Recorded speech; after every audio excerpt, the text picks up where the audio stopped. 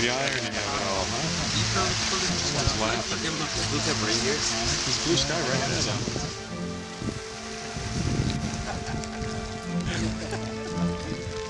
More tall order for to wet down the set, make Eden more lush. It's all part of the master plan.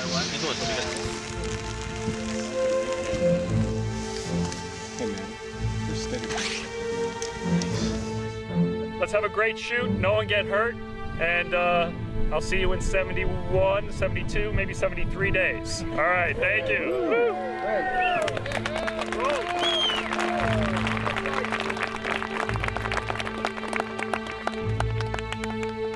I thought Iceland was such an incredible natural landscape. In fact, that land is our newest land, so that if you're making a film about something that happened on Earth a very, very long time ago, it kind of makes sense not to go with desert, which is actually really ancient land, but to go with something that's as new as possible, which is volcanic.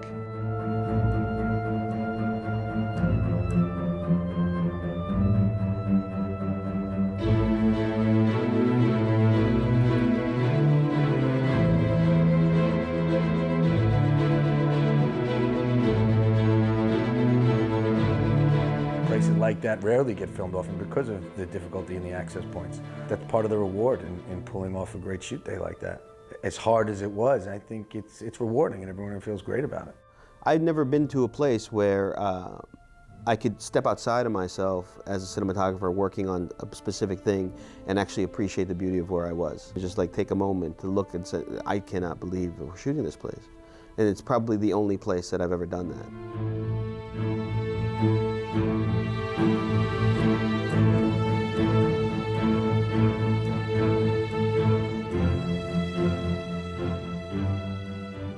If the Earth was at one point basically, molten, cooled off and things grew on it, Iceland has just cooled off. And in fact, some of it's not that cool. The ground is still warm in certain places. It's a volcanic place. And while it looks like it's the end of everything, it's also the beginning. It's actually what Earth probably looked a lot more like once. And this whole movie is about whether it's the end or the beginning. There was a goal in Iceland for the beginning of the film to not be too beautiful. But the point of what we're trying to convey is that, we're dropped into this world that's been exhausted.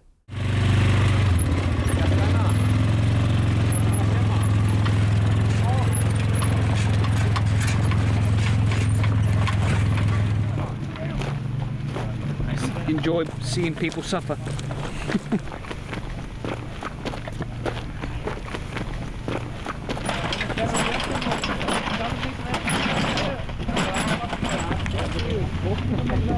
It's a bit different from the asphalt in New York, isn't it?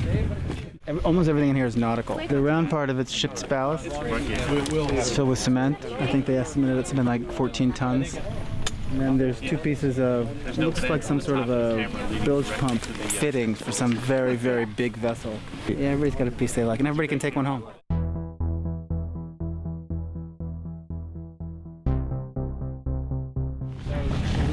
I don't know if there's too many elves here or beings here because this is a former mine and but they might have come back since the mine stopped. So we're not worried about the elves, we're just trying to collaborate with the elves.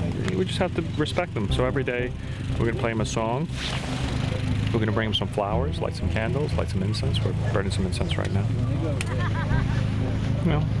Let them think it's a party or join in on our party. The other thing that Iceland offers is a black. Black sand, black beaches, black mountains, black.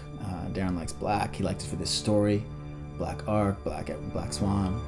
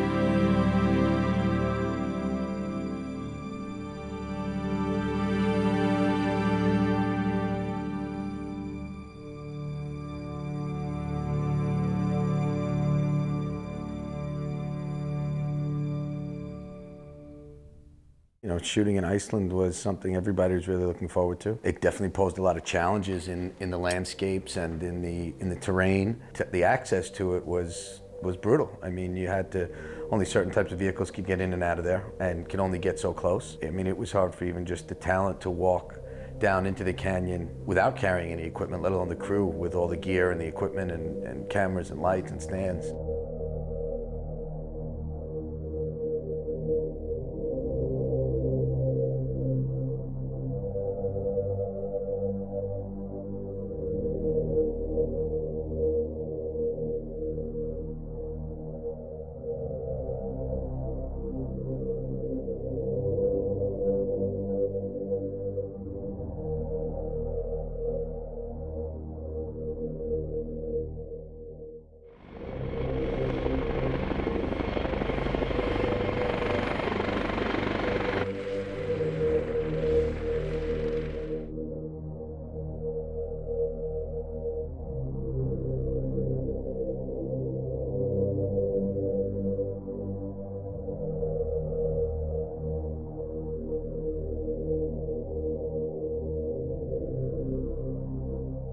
You couldn't fight the weather. You had to realize that you are the weather. I am the weather, and you just sort of accept the weather for what it is, and you try to figure out how to work with it. You know, normally here in New York, in most places, you see like one layer of clouds, and it's all going in one direction, and you go, oh, okay, well, we'll have sun in a few minutes.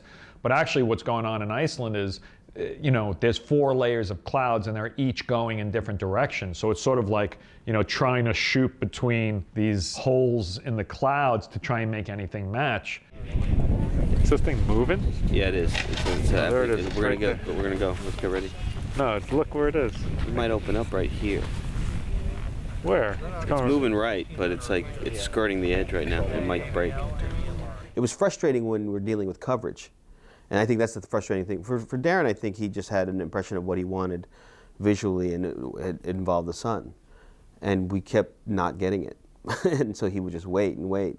Or we'd be, you know, halfway through the coverage of a scene and we'd have sun, and all of a sudden it went away, and it went away forever, and that became a problem. But it's never going to give us a full take. That's the thing, unless this thing just goes away. This might come over, huh?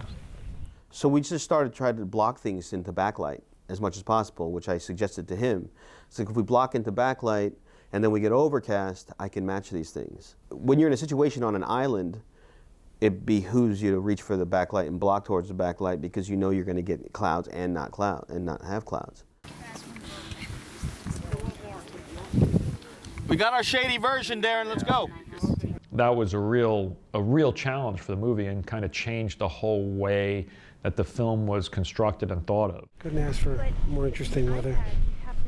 Yeah, a little cold, a little windy, a little wet, but scene calls for clear, dry, warm, but we make it work.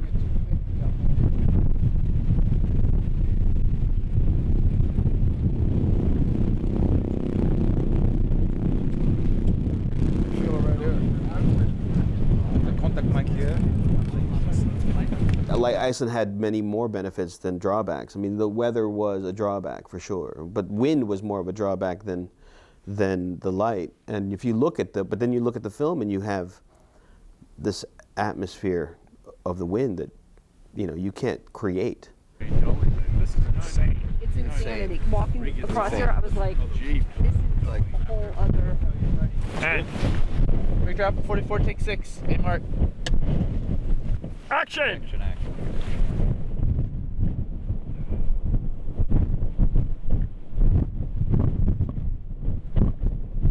Cut. Good. And we cut. That's a cut. Last one. Sorry. Where are we now? We're actually very close to the volcano Eyjafjallajökull that erupted 2 years ago. Any chance on a recurrence?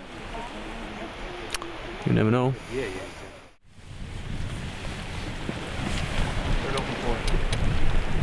Go all the way till you get to the rainbow. That's good. And cut. Good.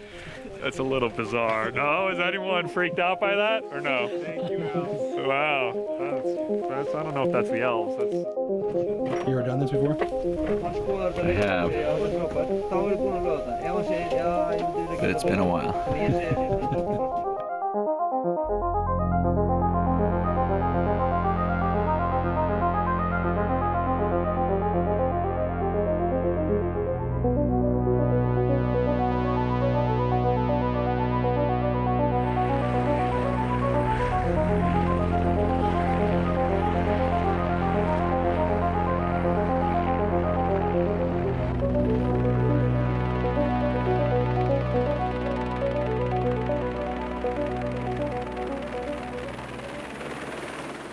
It made a lot of sense to work with Maddie on this. You know, at the Mission Impossible scene where you kind of look at the different pictures of the different people you work and you have to pick the right team. It was very clear that Maddie was the right guy because he could help us with a big visual effects film because he's done a few of them and none of us really had. It was clear we needed to work with someone of Maddie's caliber, and luckily Maddie was available and it all worked out.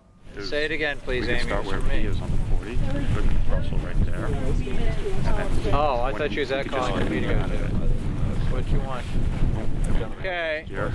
Yeah, he runs down that way and he takes that same rock. Takes that same rock. Comes right over and lands right there. Okay.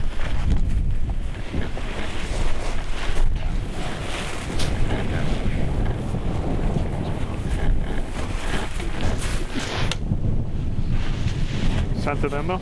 Yep. Guys, and action! Here you go.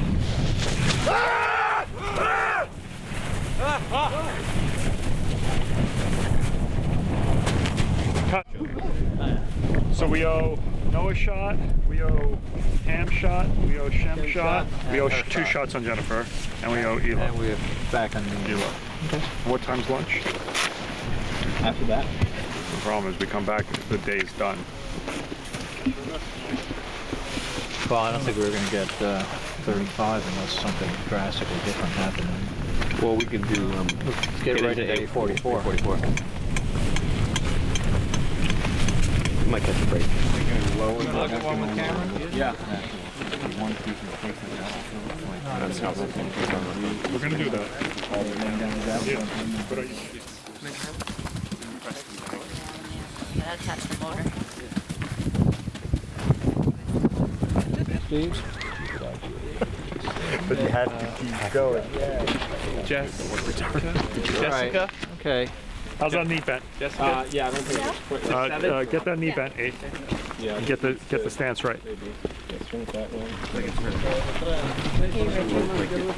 That's gonna be fun. You got that. The new video feature it. Here we go. How to break a leg. And roll it. Rolling. 10 will be, I think 11. Okay. That's not the solution. Going soft is not the solution. Action. Gotta have seen that, mate. Who are you playing in this movie? The owner of the trailer park. Who locks Mickey out. Made of rock? Made of rock. Rocky. But you never tell me anything. But you always say to me, you know how we work. Yeah. And that's and then I want to say no, I don't. We're gonna put you in the harness. You're gonna be right where this guy is. Yes. Noah's gonna be down there as a family. Yes. Og is up there. Yes. And we'll just try it out. We'll see. You know how we work.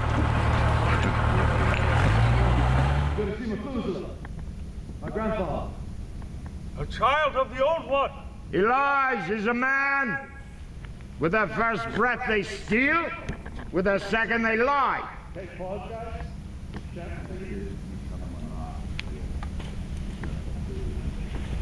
What the third?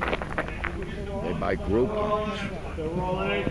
Quiet. That's what my wife does. I'm trying to stop her. So there's a sort of a ring of light over a hill in a mile-long lava tube, kind of cool. And I just said, hey, Darren thought that was a great idea, that we would make that would be where Methuselah lives and pretend it's up in the mountains somewhere, even though it's a stranger kind of a place. The sets that we were conceiving and designing had Methuselah's world in some kind of a volcanic setting, that the mountain was actually a dormant volcano, maybe not so dormant, and that he was tapped into the energy of, that was really coming from the core of the earth.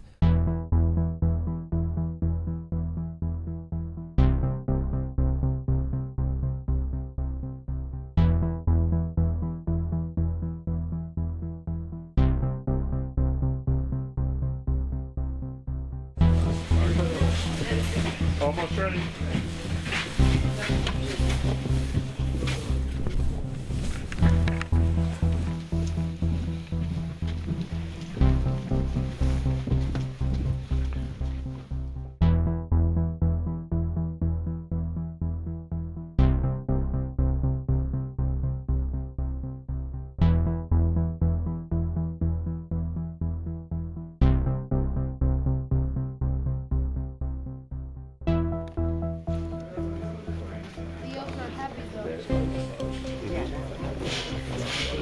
But it's behind it.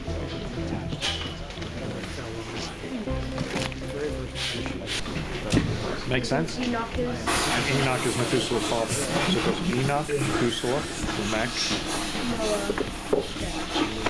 Gavin. What did he say? Yay, Gavin looked to the heavens. And the Lord spake to Gavin. Okay, let's do it. Stand by. So we're done. Ready. Okay, here we go. We're gonna do it from you kneeling down into the shot. Let's just frame up. Can you kneel down for us? And if we're Denver, take 3 pickup. Here, Mark.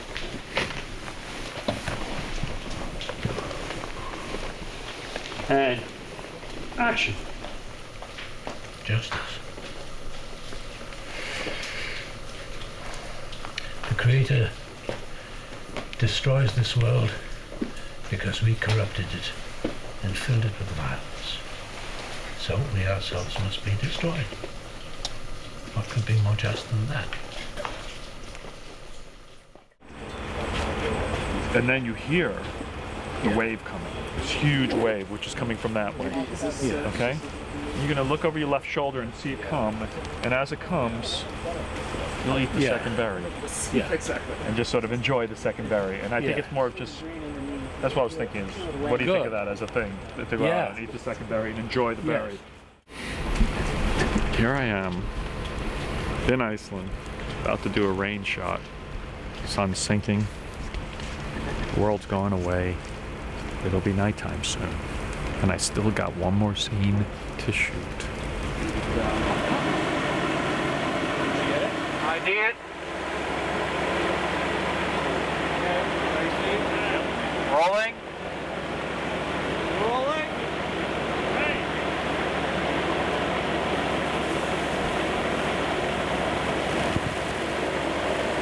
One, 2, 3, action!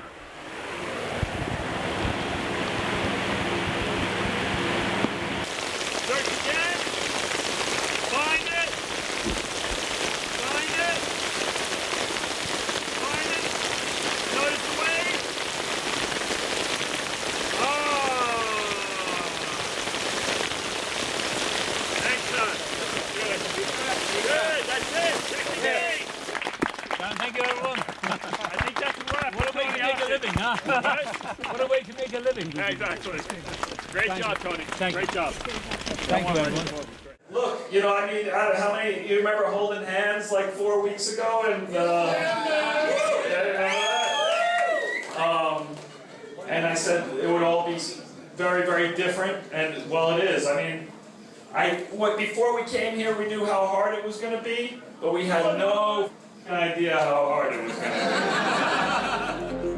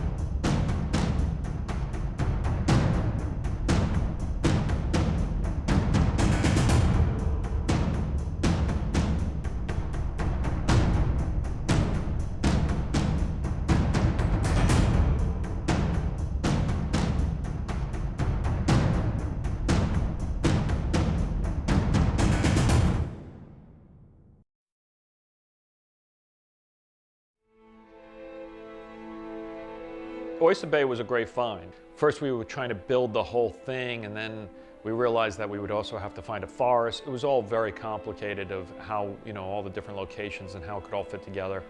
And we sort of came up with the idea maybe we could find a field next to a forest, and we were very lucky to find the Arboretum to do that in. It was great to be that close to New York City and have a massive location like that.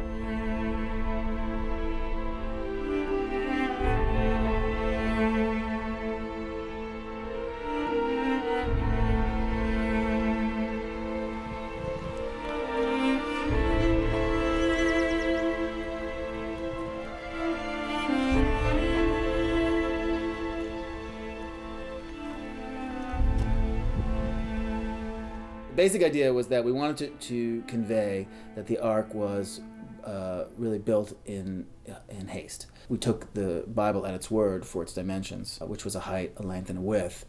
Didn't give any indication of a design. And so we assumed, or we made the assumption, that all that space would be maximized and that Noah was really building a shipping container, a way to store these animals to weather a storm, rather than a ship with a keel that looks like it's headed to a destination. And all Noah's really been instructed to do is build this thing and wait it out.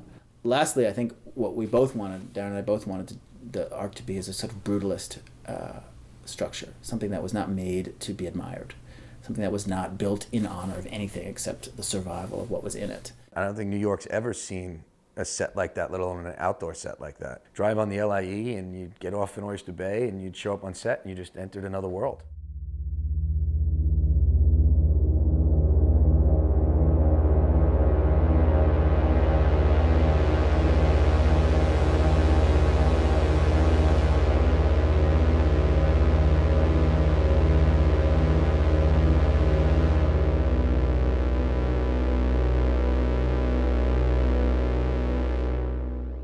Our Ark is built kind of more to the specifications described in the Bible than the houseboat that you see on cereal boxes. When the entire Earth is flooded and there's water everywhere, there's nowhere to go. You're not sailing anywhere. So you really are just trying to float until the waters go down and then you land somewhere. So it didn't need a sail or a keel for directionality. It was just a raft with a roof. It takes away this notion that you can go, it's a much more passive, trapped, imprisoned kind of situation where you're really at the mercy of the waters receding. What are you doing out there? Right. Hey, pulling your tick, David. Oh, you're still shooting, eh? Pulling one's tit is an expression used in Commonwealth countries. Also can be pulling one's leg, and I'm sure you here in America understand that means one gets teased. Yes. So David was having his tit pulled by members of the crew. He actually quite enjoys that. Yes, in fact, he's a big fan of it. Though doing it because he himself likes it. Get ready for picture.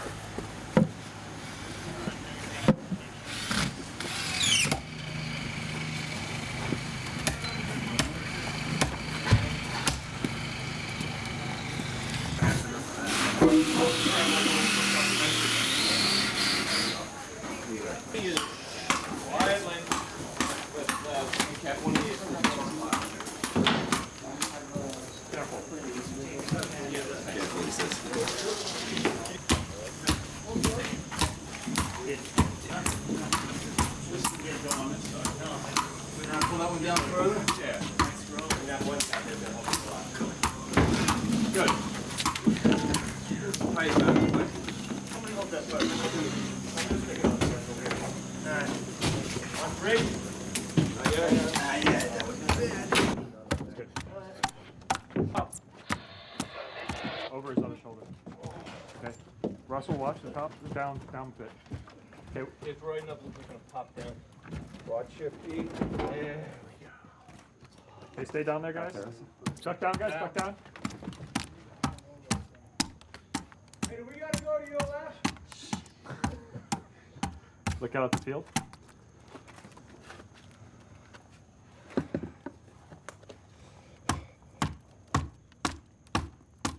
It's all about precision. You lose precision on big films. What do That's you mean? the thing that happens.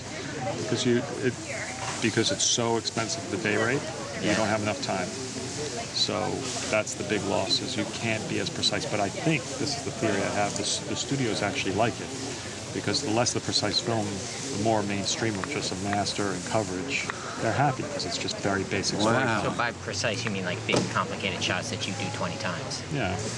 Hard, difficult shots that, no, you're compromised. You want to make focus as easy as possible. You want to make the move as easy as possible. You want to make that. So, and save the big shots for the ILM budget when they don't actually do anything on set. but the on-set time is so limited. Right. Basically, you spend years writing the script, millions of dollars building, hours upon hours thinking about the shots, and then you get 30 minutes to shoot. It's reality. In reality, you get no time to shoot. And it's not even been like lighting. Usually on low budget films, the lighting setups are hard. Right. And that's where you lose time. And you get very little time with the actors. Because you don't have all the equipment. You don't have the same type of equipment and crew to do everything. At least, or maybe experience, I don't know. That's at least our experience. When I was 13 years old, I had a 7th grade English teacher who was out of ordinary. It's a little eccentric. We should actually do it in front of her pink Mustang, which you'll have to get a cutaway to. Always wore pink. And one day I came to class. She was a great teacher, and I came to class and she said, okay, everyone take out a piece of paper and a pen and write something about peace. And for some reason I wrote a poem on Noah and his Ark and his family. And we sent it off. It turned out it was a contest for the UN. And a few weeks later, I came into class and Mrs. Freed said, "You've got a thick envelope." And she handed me the envelope and I had one. And it was the first thing that I ever had gotten that, you know, it was kind of the first prize I won. And it kind of convinced me that I could maybe be a writer. And now here she is, Miss Vera Freed. And tell them all the memories you have of me at 13. I think he was sitting in the 3rd row. I know he was sitting next to a redheaded girl named Robin, but I taught 2,000 kids. I was so thrilled when I heard from this boy, and I figured he said he had written a comic. And I think, oh, Archie and Veronica, terrific. And I got it, and it's a 12 by 15 Japanese anime. I was so excited, and it's dedicated to Madame Vera Freed, who gave me the desire to write. I melted on the floor. Anyway, I want everyone to know the story of Vera Freed. And the most important thing is if you've had a great teacher, contact them and tell them how much that person meant in your life, because they work selflessly for years, and it's a good payoff, right? It was the best. He made 25 years of teaching really, really worthwhile. And I'm the only reason I worked. Otherwise, it was a disaster for her. You hated them, right? This is the layout of this bar. Starting at this end, there's 32 heads laid out from right to left of this rain bar. The center of these, with the M's, are mister heads for blocking out background light. The large numbers, or bold numbers, are the goose drowners. So that's how much rain at 2,000 gallons a minute comes out of it. Water runs up the boom arm, runs up the side, comes down into this main head, feeds all of these. And these tanks are being filled from hydrants. Then from those tanks, it's pumped into these lines. And from these lines, it's pumped up into these overheads. Quite the elaborate system. 2,000 for each of the big bars, 1,000 on the small. 5,000 total per minute.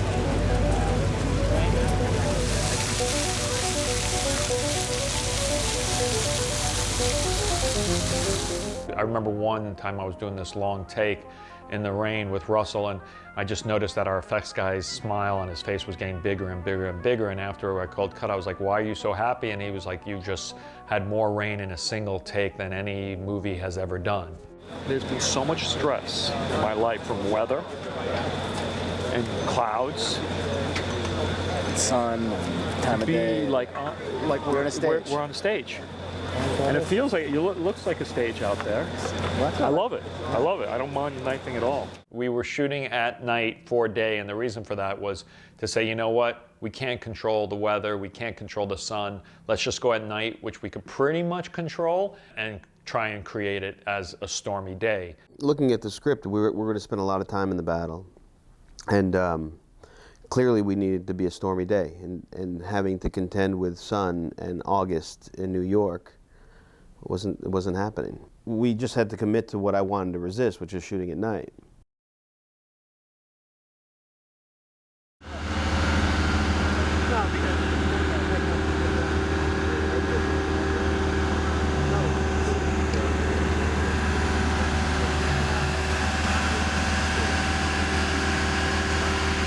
I think we have six 4Ks in each, 4K HMIs in each of the balloons.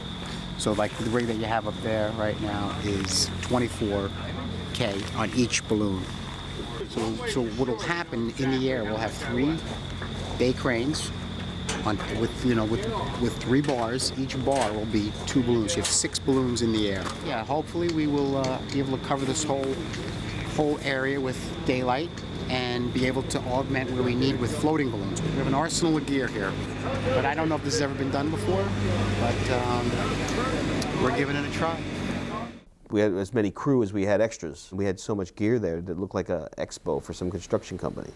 There was a certain sense of satisfaction that you were attacking something with a big hammer.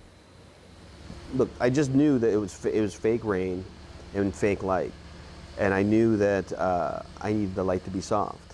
So the go-to was a balloon. It wasn't that I never had ever done it, but the math made sense to me once I knew what I needed to achieve, that I had to go with balloons, and there was no other way, because the minute I put a real light up, or not a real light, but if I bounced big HMIs into giant bounces, it would look saucy. I don't know. It's rough. First day of the battle, right? Today's Friday. No, we got 2 more weeks of this. Okay, guys, here we go. Every camera operator is underneath a plastic bubble, essentially, and an air knife plugged in, and we're pumping air into all the cameras. It was just a nightmare.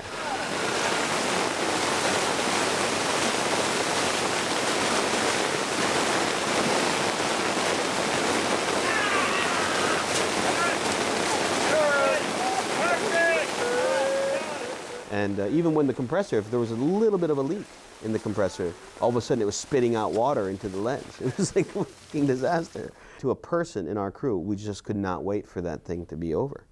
You know, it was just every shot was like giving birth. Between the passion to get on the boat and the destruction that's happening in front of you. Cool? Any questions? Very good question. He wants to know if when you see the monsters you want to fight back. I think if you have a weapon, I saw some of you doing it in the rehearsal, you can try and swing. The football sleds, those are each legs of the monster. They'll be moving all over the place, and you can be swinging and trying to attack or whatever, ducking, whatever you can do. All right, guys, so let's go, let's have fun, and let's see some terror.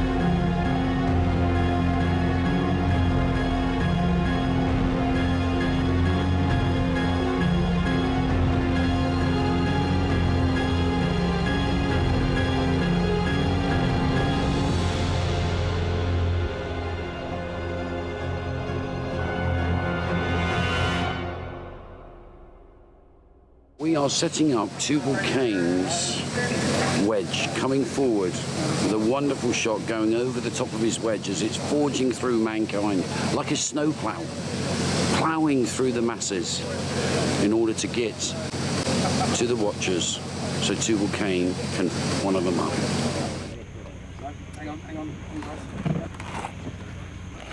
Stop! Open!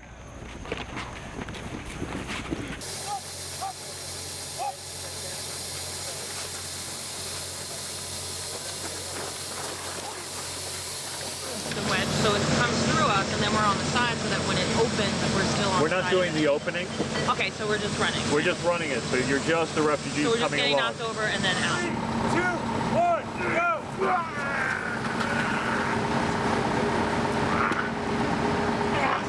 Hit, please!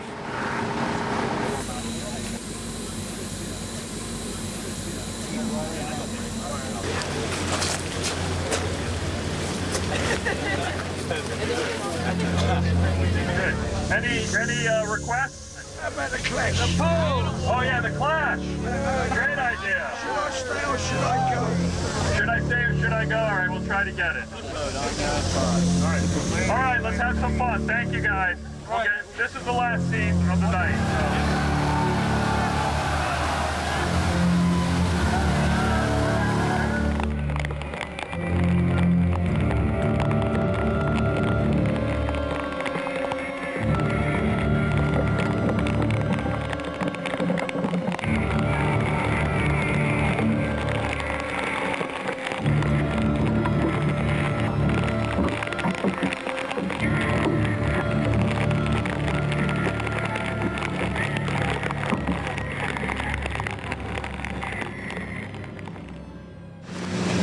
It's been a long, hard battle.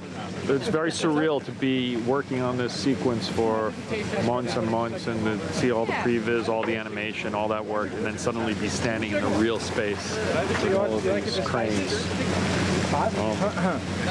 Very strange and surreal, but it's good. It's good to go inside and finally get into directing actors. Hot pocket! All right, snap it up.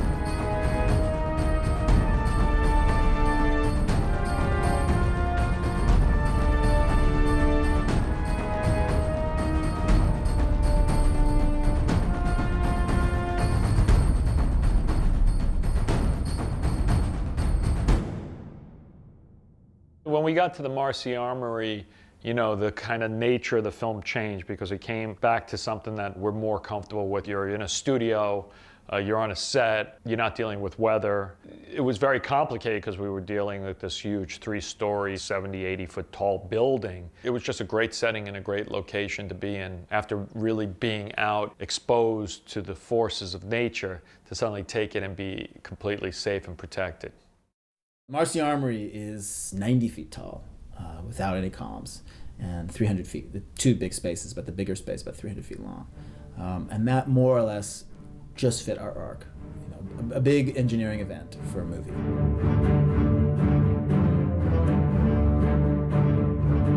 Hundreds of thousands of dollars just in framing, just in steelwork to hold this thing up, which also had to hold the crew up. There were days where there was 400 people maybe working just on the construction of the Ark alone, which is a huge number.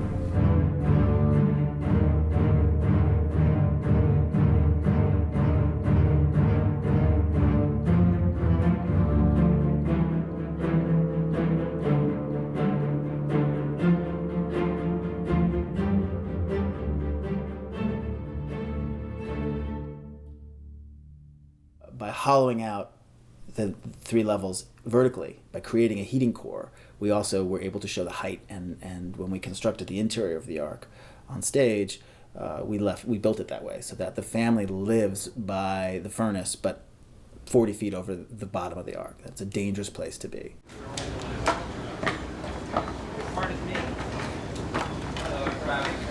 Hi, how was it? You're starting here, you can start with looking back, and then you just go for it. All right? Cleveland! And cue flash bomb.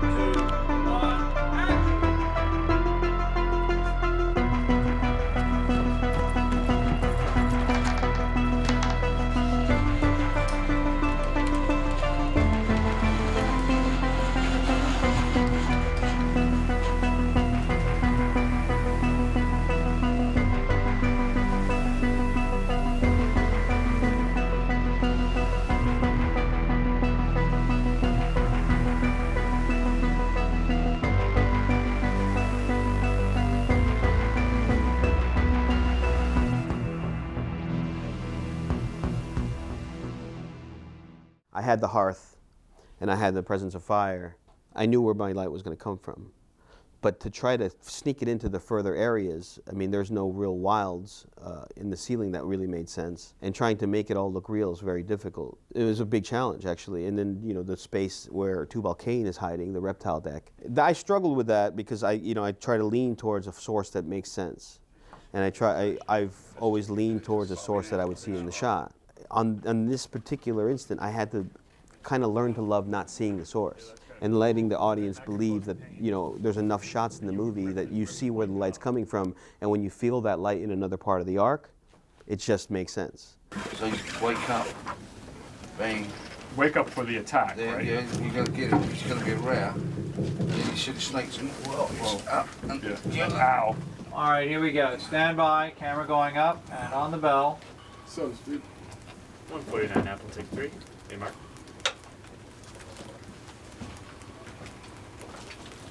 Set. Set. Action.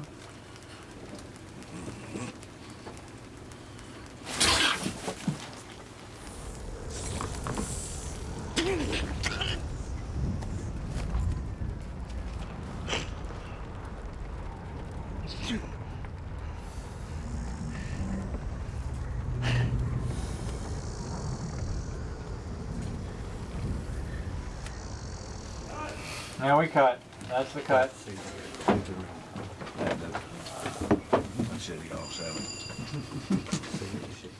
Yep. Yes. Oh, it's okay. Like he's. Then he'll hit it with the hard thing. Let's try with a soft thing first, Okay. and then we can do it. Who's gonna puppet? How's it puppeted? Somebody can pull on this, and it's going to help like resetting us. Okay. Yeah, let's try with the soft thing, have a few takes with that, and then we're going to do the hard thing, destroy it. Okay. You know what? No, it's just full harder. Full harder. I'll never walk. I'll never walk like this and fight. Crunch. You know? Yeah, you don't have to say. All the rest of it's really clunky. Yeah, that's fine. That's fine. Yeah?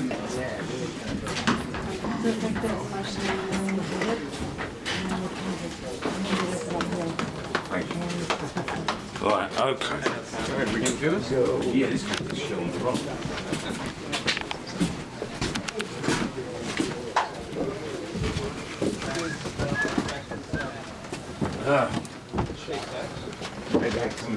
Boss is coming through. Okay, hands up. Thank you, Kyle. Ladies and gentlemen, your Tubal-cain. The one-legged warrior.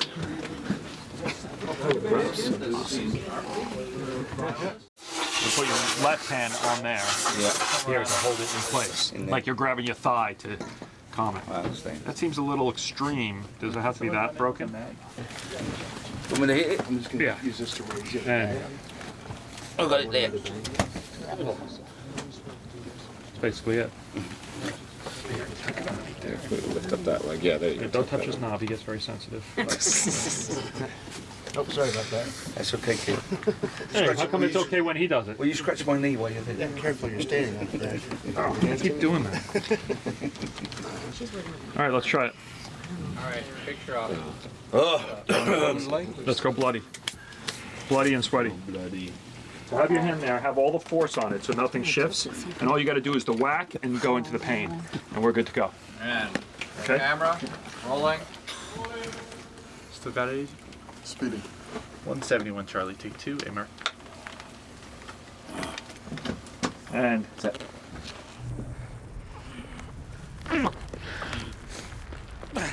With will and courage, we shall survive.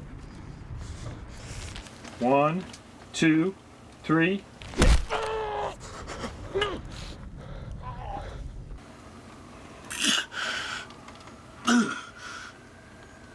Good. That was pretty awesome.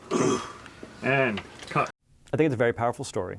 I think flood myths are powerful, but I think the Noah story is very powerful and it's deeply embedded in our culture. But I think the fact that it is about a God that we want to think is good and loves us, destroying every one but 8 people, I think that's just a hard thing for people to keep in their heads. And so it's much easier for them to think about, oh, here's a nice guy who saved the animals. What did you say? They're not all soldiers. That's fine. They are not all soldiers, Father. So Let's raining. look. What? Raining. It's pouring, and there's a few mountaintops out there potentially with people hanging on to the tops, like one of those great Dory paintings I probably showed you at the beginning of all this. And there's a lot of bodies in there. I don't think there's actual bodies right here of people waving, going, help us, help us. There's none of that happening. Okay? Noah! Ropes! We can drag ropes! They're not all soldiers, Father. Just people. I don't understand the bother about having it closed, though. Yeah, It's our only vent. No. It's our only air vent. Yeah, but I think there's still people screaming. If There's still people crying and screaming for help. There's still people alive. We're 5 days out. That a story that is that dark has been the place where it's lodged in kind of pop consciousness is for toddlers. You know, that it's a kid story when what it's about is God kills everybody on the planet, essentially.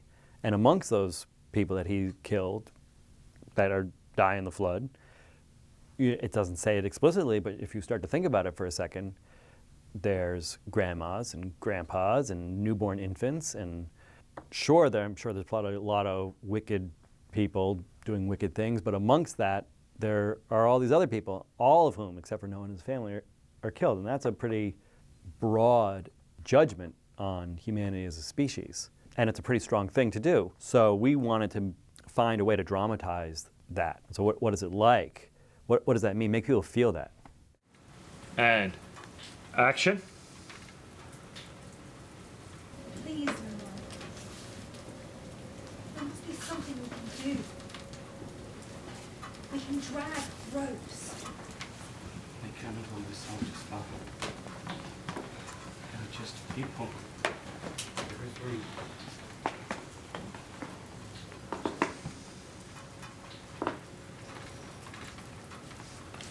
And cut. Good. That was a good one. We'll try it again.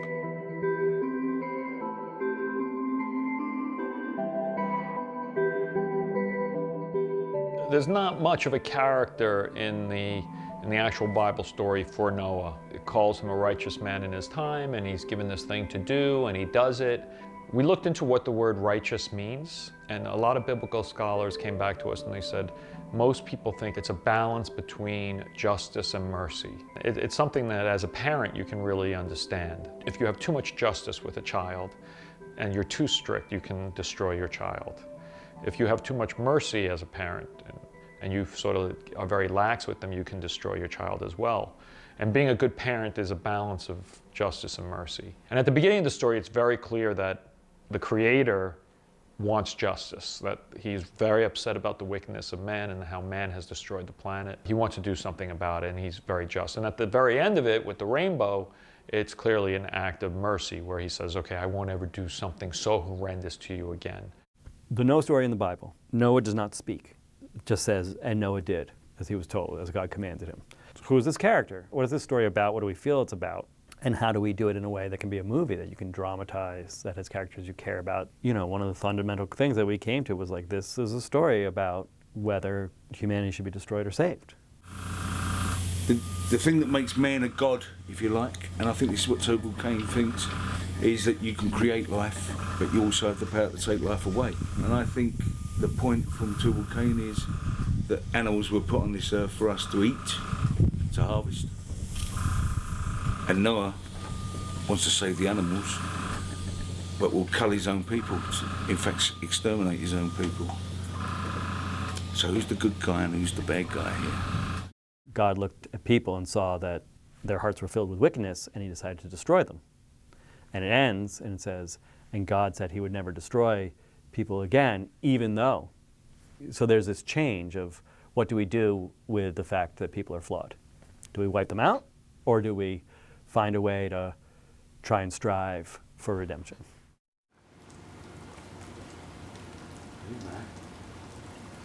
That is my child. If you should bear a girl, in the moment of her birth, I will cut her down. Okay, Pico? Hey! Hey! Action! If it is a girl, I might mature into a mother. She must die.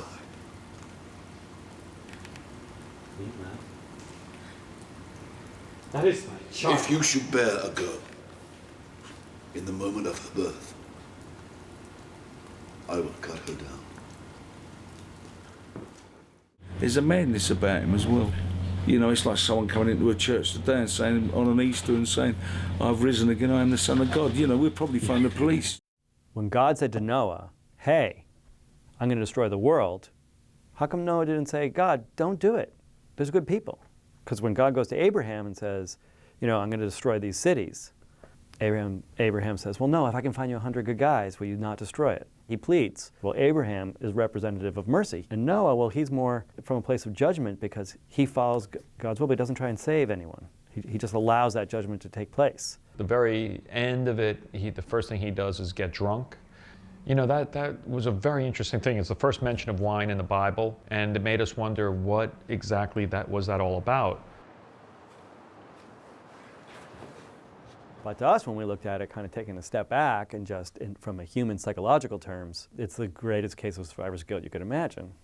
He's witnessed all that death, and he's had a hand in all that death, whether actively or passively, because he's the one who was saved. I think Tubal-cain has got a point. Well, I kind of think he's the alter ego of Noah. I mean, they come from the same place. They're all from God, all made in his image. And God has made us what we are, and that includes Noah. Then God leaves them, forsakes them, and wants to exterminate them from a point of view of humanity and for human race to actually survive. Tubal-cain's got the point. But the reflection that we're going for on this film is the kind of thing of what man is actually doing to the planet. And Tubal-cain's voice of reason is the voice of reason that we say time after time again. Yeah, but this has happened before.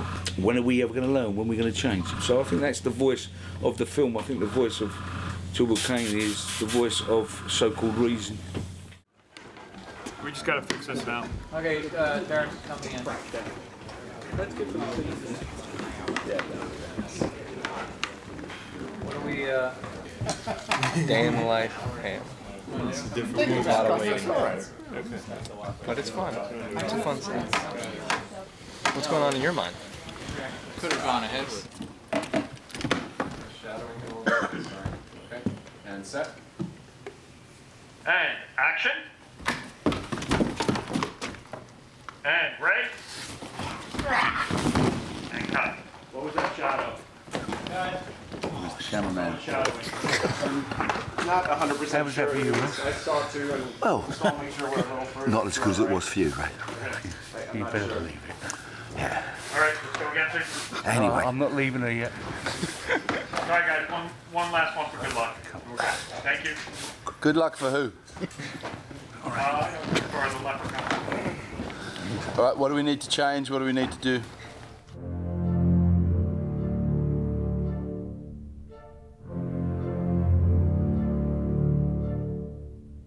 You watched the whole of mankind perish. All their innovations, all their creations.